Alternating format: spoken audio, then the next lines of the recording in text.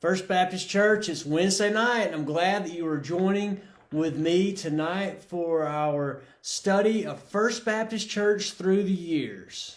Where did we come from? Who are the shoulders that we stand on?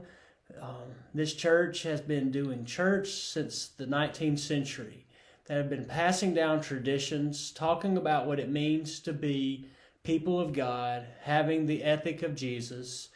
And so over the next 3 weeks, we're going to be talking about events that have happened, social events, and maybe how they've affected the church, buildings that were created, different, unique things that have happened in the life of our church. So my main source of information came from Reverend Walker's book, who was the pastor here for over 30 years. His book that I went back and and he didn't necessarily have something for every single year, but a lot of events he had very well written out. It was fascinating to go through and read what he wrote. But he wrote it while he was when he was here pastoring the church. And there's been a lot of history that's continued. It was written in 1963.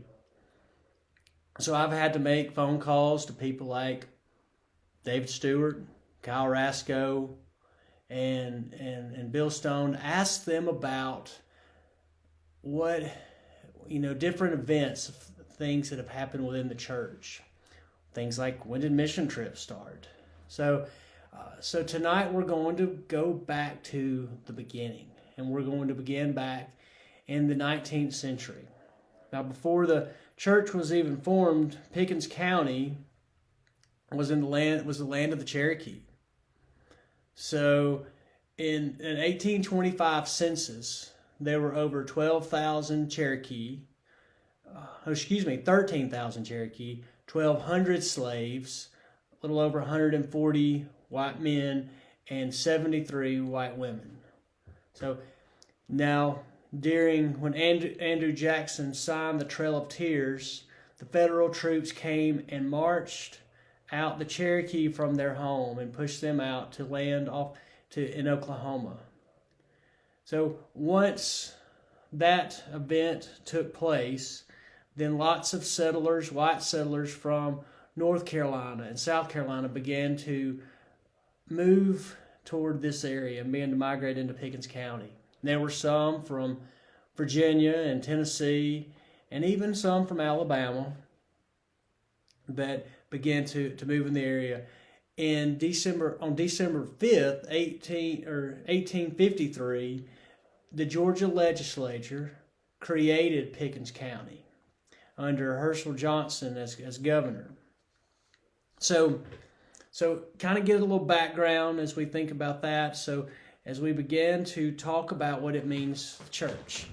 Now, First Baptist Church began not on this piece of property where the church is now. So, are you familiar where Norton Cemetery is? As you go up Cove Road, as you're in through town and you go up Cove Road, like you're going toward Bent Tree, you will pass Community Bank, the animal shelter. Then there's a little building that's tucked in behind the animal shelter, and then above that, up on the hill, is a cemetery, Norton Cemetery. And that's where Reverend Walker believes that the first Baptist Church was first created, in a log cabin. So, and the reason he settled on that is because cemeteries, there were no city cemeteries during the 19th century. Cemeteries were built on family land or at churches. So he believes that's where the first site of our church began.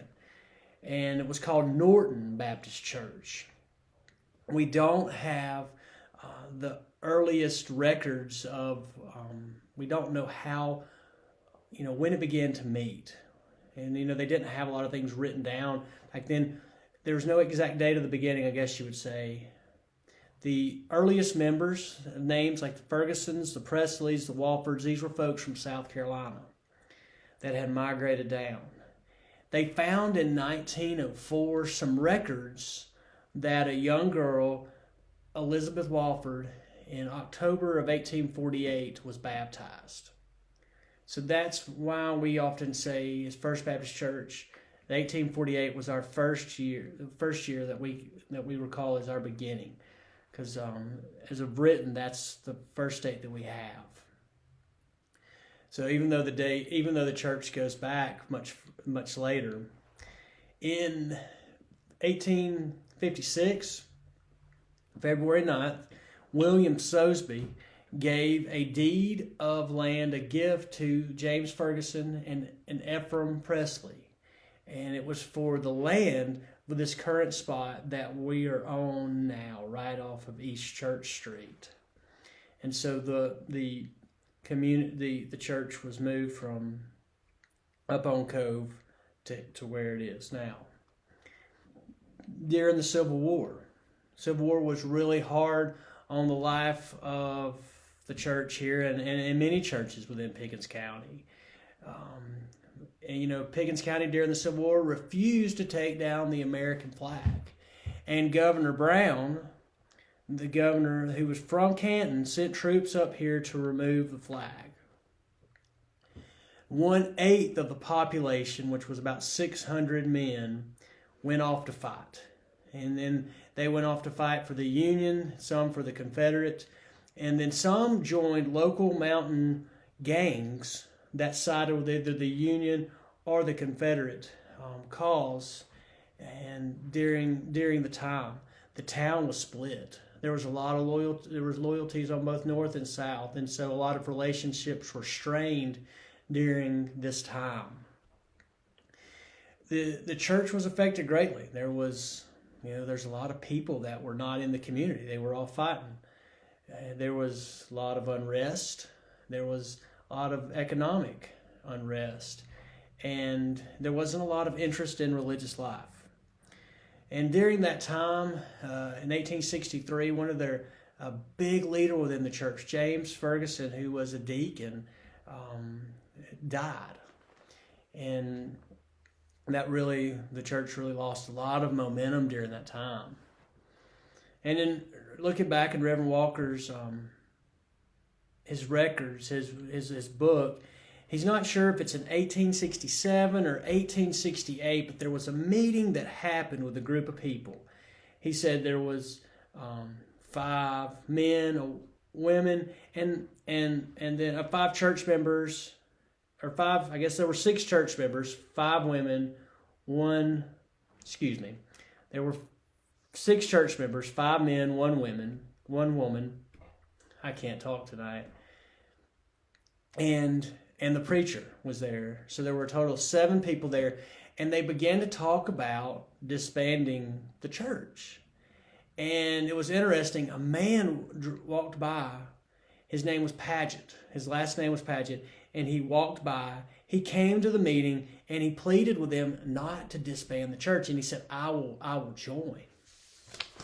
And so they decided, instead of, the 7 people, along with the preacher and now that one newcomer, they decided to continue on the church. And then after the war, the church began to grow. One of the preachers that came through was a man named Thad Pickett. And it was probably not one who came every single Sunday, because he probably had other churches that he went to, but he was the pastor then. Between 1870s and the 1900s, the church tore down the building that they built in 1855 and built a 1-room large frame church that they would begin to do church in. They were a part of the LJ United Baptist Association, which was considered a progressive group. They believed in Sunday school, and they believed in the Christian Index, which is something that's still present today. They were not part of the Jasper Baptist United Association, even though at the time their preacher was a part of the Jasper United Baptist Association. Even though he was a part of that, they were a part of the LJ group. In 1875, Reverend Walker talks about a scandal that happened within the church. and he just had records of that was a scandal, but he's not sure about what happened. But Jasper First Baptist was kicked out of the LJ Association. The pastor there and the 37 members of the church became a part of the Jasper United Baptist Association, which then became the Ball Ground Association. In 1876, a school was started here at First Baptist Church in the community, and for a while, even though they believed in Sunday school, they didn't often have a Sunday school. And then by 1891, Sunday school was reorganized within the church and began to function on a regular basis. So Sunday school was something that kind of came and went throughout the life of the church. So that kind of wraps up 19th century First Baptist Church through the years. We will begin to look at the next 50 years or so in the next week. So, this sparks some fascinating, questions, and makes our imagination wonder, what did that building look like? What was it like for those people as they came to church? What time did they come to church? Reverend Walker doesn't talk about times, but did they meet early? Did they meet in the evening? And somebody had to come in and get the stove going to warm it up. So this was fascinating as you began to think about the characters that came through and what life was like, and how this church has been a part of this community for a long time. So thanks for joining me, and look forward to seeing you next week as we talk about First Baptist Church through the years.